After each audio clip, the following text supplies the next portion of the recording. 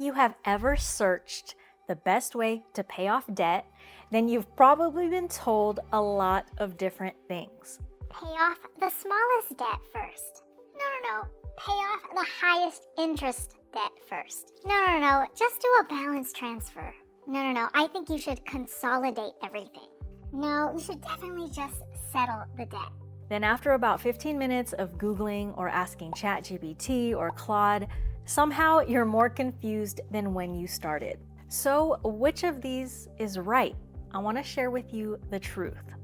All of these strategies for getting out of debt are trying to solve different problems. Some of these strategies are designed to keep you motivated when your behavior and your consistency are your biggest challenge. Some of these strategies are designed to save you the most money by optimizing the math and the numbers. And then some of these strategies are designed for people dealing with serious financial hardship and very limited options. What I'm trying to get at is this. Asking, what is the best debt payoff strategy is kind of like asking, what's the best tool to use? And personally, I cannot tell you whether you should use a hammer or a screwdriver or something else if I don't know what you're trying to fix. My goal by the end of this video is that you understand the major debt payoff strategies, the pros and cons of each one, and most importantly, how to figure out which strategy actually fits your situation so that you can finally start to feel confident about your own plan to get out of debt. Hello and welcome. My name is Lissa. I'm a certified financial planner. I help women build wealth and build confidence with money. So if that is your vibe, make sure you subscribe. Now, before we get into the debt payoff strategies, I just want to take a second to make something clear. If you have made money mistakes, if you have hopped on the credit card struggle bus, if you've ignored a debt payment in the past, if you're feeling overwhelmed by debt, you're in good company, unfortunately. That used to be me, and it's also a lot of people I know and that I've met over the years. The thing is, a lot of us were never taught this stuff. We were not taught about how to manage money, how to stay out of debt, how to utilize debt as leverage rather than fall into it. So please know that having guilt or shame is not going to get you out of debt, and do your best to focus on getting clarity and a plan. If you can do those things and then start to match that up with consistent action, that's how you're going to get out of debt. So let's talk about these debt payoff strategies in 3 separate buckets: behavioral strategies, mathematical strategies, and restructuring strategies. As we move along the video, I want you to keep asking yourself one question. What problem am I actually trying to solve? Yes, obviously you're trying to get out of debt, but I want you to think about it a level deeper, because the secret is you choosing the right approach for your situation. Let's start with behavioral strategies.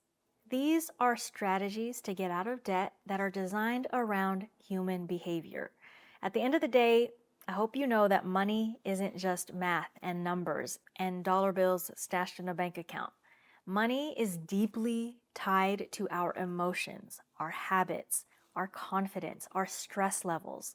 Money is tied to so many of our past experiences. Sometimes you can have the perfect plan to get out of debt on paper, but then it doesn't work because at the end of the day, it's a human being that has to actually follow up and execute on that plan. So these strategies are centered around the fact that we are human, and maybe it is our human nature and these behaviors that got us into the debt in the first place. So we need strategies that help our behaviors to get us out of debt. The first strategy, probably the most well-known, is called the debt snowball method. Now, debt snowball method, it's not an app that you download. It's not a service that you purchase. It's an approach to paying off your debt. Here's how it works. You make a list of all of your debts, including who you owe, what your interest rate is, how much your balance is, what your minimum payment is, and when your due dates are. Then you order them from smallest balance to largest balance.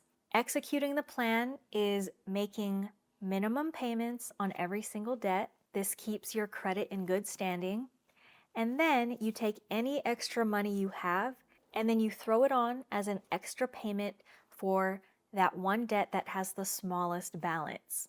So let's say after all of your bills are paid on a monthly basis, you have an extra $400. Using the debt snowball method, you would be paying all your minimums, then taking that extra $400 and making a payment on one debt, that smallest debt, every month until it is paid off. Here's where Snowball comes into play. Once it's paid off, you are taking the payment you were making on that debt, so your minimum payment plus that extra $400, and then you roll that in as part of your payment for the next smallest debt. Then you do that every month until it's paid off, and you go one by one until you're completely out of debt. And it snowballs and it starts to accelerate because as you clear debts, you are putting bigger payments onto the other debts. The pros of this method is you get some quick wins, you eliminate accounts faster so it's easier to manage, less number of debts overall. You build confidence and you create momentum. The downsides of this method is you may end up paying more interest overall. You also might stay in debt longer than with other strategies. And this approach only works for people who have multiple debts. If you only have one debt you're paying off, you don't even need a method like this. This method, the debt snowball method, is best for someone who tends to feel overwhelmed. Someone who might have a lot of different people and companies they owe, someone who needs motivation. If you've struggled sticking with debt payoff plans in the past, this might be worth trying. Now, another behavioral approach towards getting out of debt is something that I refer to as a hybrid method. Essentially, we're combining the debt snowball method that we just talked about with the debt avalanche method, which I'm going to talk about later on in the video. The hybrid approach means you start off with the snowball method, so pay off the smallest debt, get some momentum, your list of how many people you owe shrinks. Then at some point, you switch it up and then you order your debts by highest interest rate. When you start paying the debts with the highest interest rates first, you shorten the timeline of how long you're going to be in debt. So similar to the debt snowball method, you get some quick wins, but then you allow yourself to optimize for saving the most money later on. Now, there's one more version of a hybrid approach that you can try, and that is make a list of all your debts like you did for the snowball method. Make a plan to pay the minimums on every single debt. And then the one you throw your extra money towards is the one that bothers you the most, the one that carries the most emotional weight. So maybe it's not your smallest debt, maybe it's not the highest interest debt. Maybe it's that one debt that you are so mad you took on that you just want to forget about it and finally feel free from it. I've had clients in the past who got into debt because they had to move out of their living situation in a pinch because it was a toxic situation. I've also seen people get into debt because they had to leave a toxic relationship. In those situations, there's an argument to be had that getting out of that debt can be freeing. At the end of the day, personal finance is personal. As cliche as that is, it really is. So as you're seeing with this strategy, it's about having a plan. It's about tackling all of your debts by focusing on one particular one at a time, maintaining all your payments so that you keep your credit in good standing, but then being really focused about not taking on new debt while you pay down your debt. Upside of a hybrid approach is it's flexible, it's personalized, and it's often easier to stick with long term than one of the more rigid methods. Downsides, it can be a little random if you're not intentional about what debt you're prioritizing. And for some people, it might lack structure because you're basically making your own plan, your own strategy, than using one that's already created. I think this type of approach is best for someone who knows themselves really well and they want a strategy that fits their psychology. All right, let's talk about another behavioral debt payoff strategy. That is the cash flow method. This strategy focuses on freeing up room in your monthly budget as quickly as possible. Instead of focusing purely on which debt has the biggest or smallest balance or which debt has the highest or lowest interest rate, what you're looking at is which debt payment is taking the biggest bite out of your monthly cash flow. So typically that's your biggest monthly payment. Now this can vary. If it's a revolving line like a credit card, what happens as you pay more down on this particular debt or credit card is that your minimum monthly payment starts to go lower as you pay down the balance. It doesn't quite work the same if you have a loan or something that has a fixed payment, but if you prioritize that particular debt, once you are out of that debt, it frees up a big chunk of cash flow that you are now able to redistribute to other places. Upsides of this approach is if you can stick to it, it can create breathing room for yourself a lot faster. You might have to pull back your spending temporarily, but if you can focus on getting that payment down or completely gone, it's going to create that breathing room for you. This method also can reduce financial stress. A lot of times it's those bigger required payments that cause people the most stress. That student loan that you're paying $800 for, or car payment. And it can definitely help people who are living paycheck to paycheck, staying focused until you free up more cash flow. The biggest downside of this method is it's not always mathematically optimal, meaning if you prioritize paying the debt that has the biggest monthly payment rather than the one with the highest interest rate, you might be taking on more interest in the long run. So who should actually use this method? Well, I think someone whose monthly payments feel overwhelming and someone who just needs more flexibility in their budget sooner than later might want to try this method because yes, it'll be tight temporarily, but once you get out of that particular debt that has such a high payment, it frees up that cash flow for you. Now, if you've been listening to that entire section, the behavioral strategies, and you're thinking, Okay, that's nice, but show me how I get out of debt faster and pay the least interest possible. because I know there's some of you out there who are like, yeah, it's not my behavior that's the problem, it's the actual dollar figure. So let's talk mathematical strategies. These strategies are designed to minimize the amount of interest you pay and maximize efficiency. If your goal is paying the least amount possible over time, a mathematical strategy is probably best for you. The most obvious one, the debt avalanche method. So this strategy, very similar to the approach of the debt snowball method in the sense that you should list out all of your debts, know all the information for every single one, understand your minimum payment for every single one, and then order them by highest interest rate first. Make your minimum payments on every single debt, and then any extra money you have on a monthly basis should go to the debt with the highest interest rate. Interest is what creditors and lenders charge you for borrowing money. It is the cost of borrowing money. So the longer you're borrowing money from them, the more you're paying. In most situations, approaching your debt with this type of strategy is going to save you the most money over time and get you out of debt more quickly. But here is the trade-off. It doesn't always feel rewarding in the beginning. Let's say your highest interest debt is also one of your largest balances. Maybe it's a credit card that has a very high interest rate. You could spend months or years paying extra payments towards that card, and you might still not completely eliminate it. It might take a very, very long time. And let's say you have 5 different debts. That just means you're going to have 5 different debts for a very long time. Meanwhile, someone using the snowball method may have prioritized 1 or 2 smaller debts, gotten rid of those, now they're left with 3 debts to pay off. It's less to manage even if they are not prioritizing by interest rate. So the pros of the avalanche method is, like we said, usually saves the most money. It typically results in least interest paid in the long run, and it is the most mathematically efficient. The cons, In some cases, progress can feel slower, and you might not get quick wins early on that make you feel like you're actually making a dent in your debt.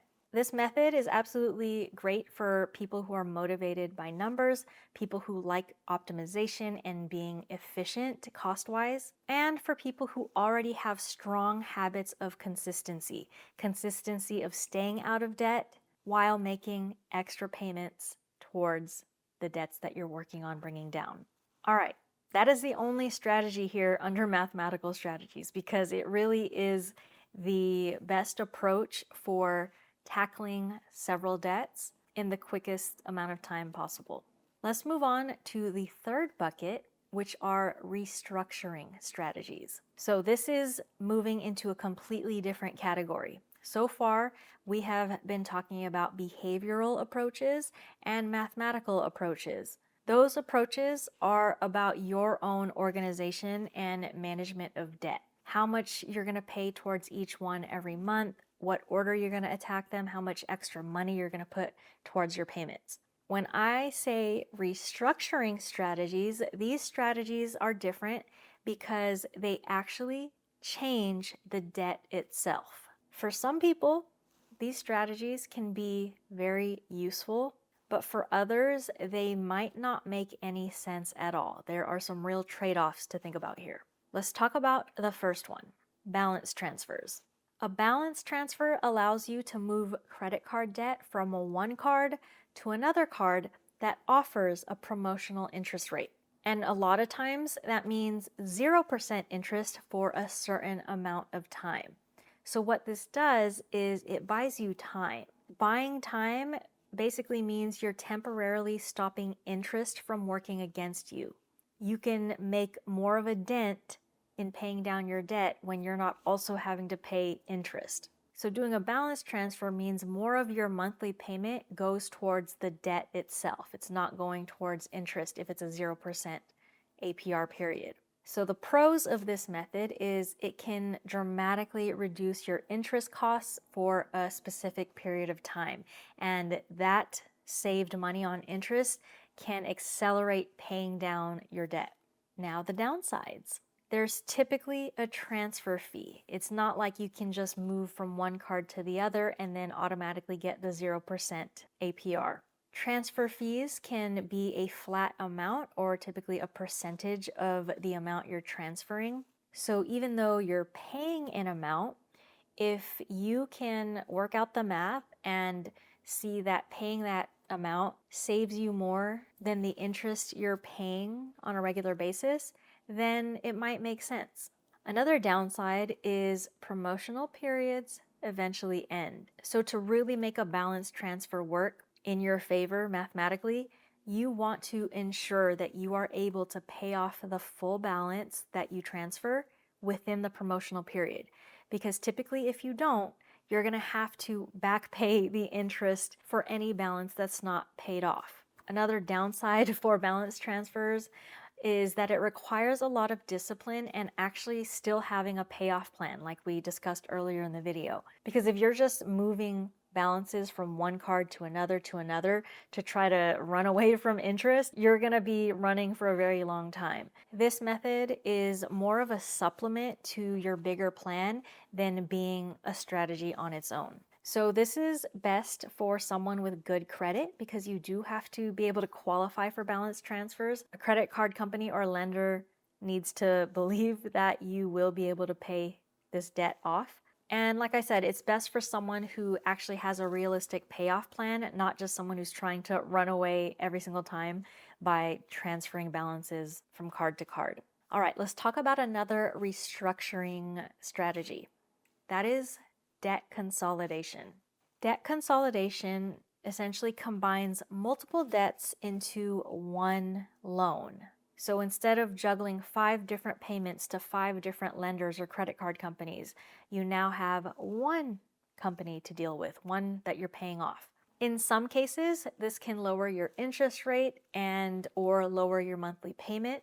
And even if it doesn't, sometimes people still like to consolidate because it makes your finances easier to manage. Less payments and due dates to have to remember month to month. Let's talk pros. The biggest benefit is simplicity. It simplifies your finances. Consolidation can also potentially reduce your interest, like we mentioned, and lower your monthly payments. Not all the time, but it can. And all these things together can truly help some people feel like their debt is more manageable. Owing one lender, one big loan you're paying down versus 12. Let's talk downsides of debt consolidation. Big downside is not everyone qualifies. You have to generally have good credit and sometimes proof of income because a lender wants to know that you're actually going to pay them back. Another downside is savings in this method, they're not always significant. Sometimes you're not actually really saving a lot of money if the interest rate is still high. You're just getting the benefit of having everything in one place. And then another downside is no matter what, debt consolidation does not fix bad spending habits. So debt consolidation on its own is not going to save you and get you out of debt unless you're also fixing the spending part where you're not adding more debt as you're paying it down. Debt consolidation is best for people who are managing multiple debts, who want simplification, who maybe have tried the debt snowball or debt avalanche method, and maybe you still feel overwhelmed. Putting everything in one place might be the approach you need, even though it'll be a bigger amount you owe to this one creditor or lender. For some people, knowing they only owe one company feels a lot more manageable. The next debt restructuring strategy is a debt management plan. So debt management plans are typically offered through nonprofit credit counseling agencies who work with creditors, the people you owe, to potentially reduce interest rates and help create a structured repayment plan. Think of it as having professional support and accountability to help get you out of debt. The upsides of a debt management plan is it can reduce interest rates, it can provide you structure, and it provides support from professionals who have helped others get out of debt in a similar fashion. What are the downsides? The biggest one is that it requires commitment. If you fall off of your debt management plan, you could fall out of the program and lose your access to the lower interest rates and favorable regular payment plan structure. Another downside is in some instances, some of your accounts might get closed. And ultimately, it's just not the right fit for everyone. Who it is a good fit for is someone who's struggling but still able to repay their debt. If you have high unsecured debt, so think credit cards, and you do have a stable monthly income, this could be a route for you because it gives you structure and support in paying down your debt. All right, let's talk debt settlement. Debt settlement involves negotiating to pay less than the full amount you owe. Now, I know this sounds appealing to pay less than you owe. Now, in some certain situations, I'm not going to deny this, it can be appealing and maybe can work. But I do want to talk about the important trade-offs that you should know about. So quickly, the pros of this method could reduce the total debt that you owe. It can help you if you are facing serious hardship and simply have no other way out of your debt. Now, the downsides. This can significantly impact your credit. That's because it requires you to purposely default on your payments, meaning don't make your payments, so that your accounts can be closed, and then you can try to settle an amount with your creditor to free you from the debt. Now, I strongly believe that having good credit and keeping it in good standing, it comes through in so many random ways in adulthood that you don't even think about. Some people are like, Oh, I don't use credit cards. I'm not going to buy a new car anytime soon. I don't need to keep good credit. I literally had to replace my air conditioning unit on my rooftop. They had to bring a crane and everything. And this ended up costing $20,000 that we just didn't plan for. It just happened. And so we financed it at a 0% interest rate, but we had to qualify for it by having good credit. So there's just so many things in life that you might not expect that you need good credit for. Even renting an apartment might require you to have good credit. So I would take that seriously and think about that before you think of going this route. Now, another downside is not all creditors participate. So you may do all of this and your creditor might not even want to negotiate or try to settle with you. You might still end up owing the full amount. Now, here's another thing to note. Very big downside is this can create tax consequences for you. In the case that some of your debt is canceled or forgiven, that can be viewed as you receiving income. It's money being given to you. There's no money actually being handed to you, but that can be taxed. So that is important to think about and understand. Now, before I talk about who this is a good fit for, I do want to point out that there are instances where people do debt settlement strategies on their own, right? Like I said earlier, default on your payments, which I do not recommend, and then try to settle your debts with your creditors. Now, there are also debt settlement companies out there who say, hey, we're going to help you with this. And then, yes, you'll be paying us a fee, but it's going to be way less than you would pay if you just paid all of your debts in full.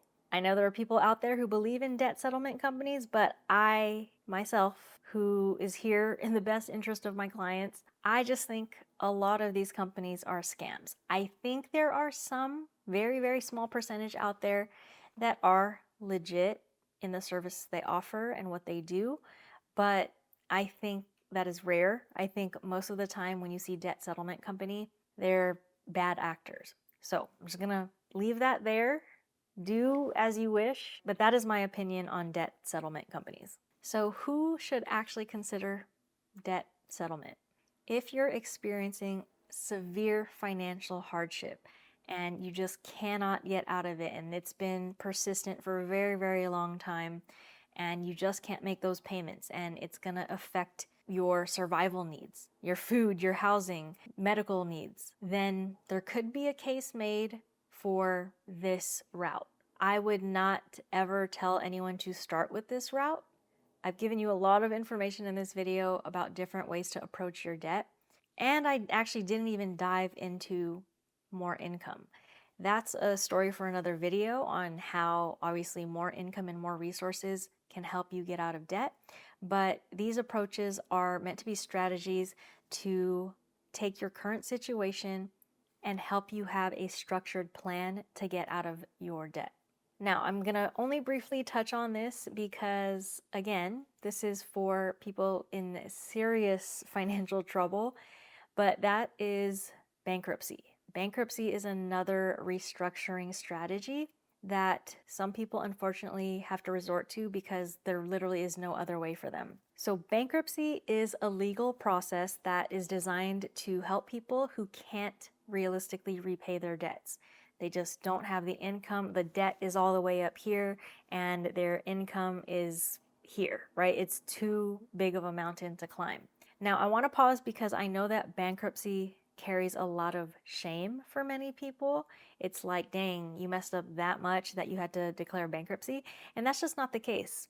I wouldn't look at bankruptcy as a moral failure.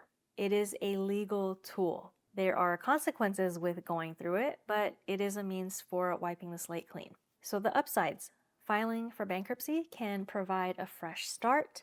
It can stop collection activity. It can offer meaningful relief. But the downsides: this is the one of the whole video that has the biggest major negative impact on your credit. Another downside is there's an actual legal process involved, and not all debts qualify. For example, typically student loan debt cannot be cleared in bankruptcy. Now, I'm not going to dig into it. There are ways around that. Things have been changing over the years, but I wouldn't think of this as a loophole for taking on, hundreds of thousands of dollars in student loan debt and then just trying to get it to disappear somehow by filing bankruptcy. It's probably not the best approach, not to begin with. It's really a tool as kind of a last-ditch effort. So similar to debt settlement, bankruptcy is really for people who are in severe financial distress.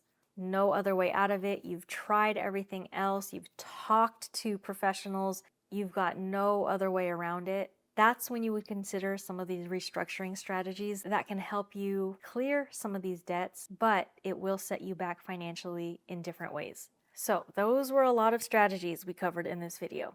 How do you choose the right one? I'm going to leave you with some questions you can ask yourself. Number one, am I struggling more with my motivation or my behaviors or the actual numbers? If motivation is your biggest challenge, then maybe try the snowball method or a hybrid approach and tackle your debts one by one in that way. If you're motivated by the numbers, paying the least amount of interest and getting out of debt in the fastest time possible, then try an approach like the debt avalanche method. Question number two, ask yourself, do I need lower interest or lower monthly payments? Lower interest helps you save money in the long run, no matter what. Lower monthly payments can create breathing room, your monthly cash flow, which can reduce financial stress almost immediately. These are different problems to solve, so only you know what's going to help your situation.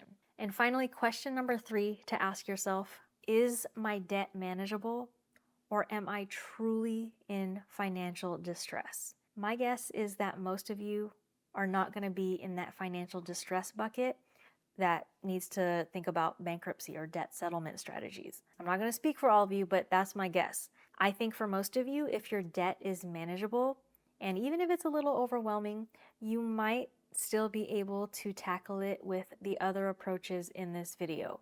I hope that this video has given you a little bit of clarity about the different approaches you can use to get out of debt so that you can create a plan and then start making progress towards getting out of the debt. So tell me, which strategies have you tried before? Which ones do you think you're gonna try? Let me know in the comments because I would love to hear from you. Until next time, peace out.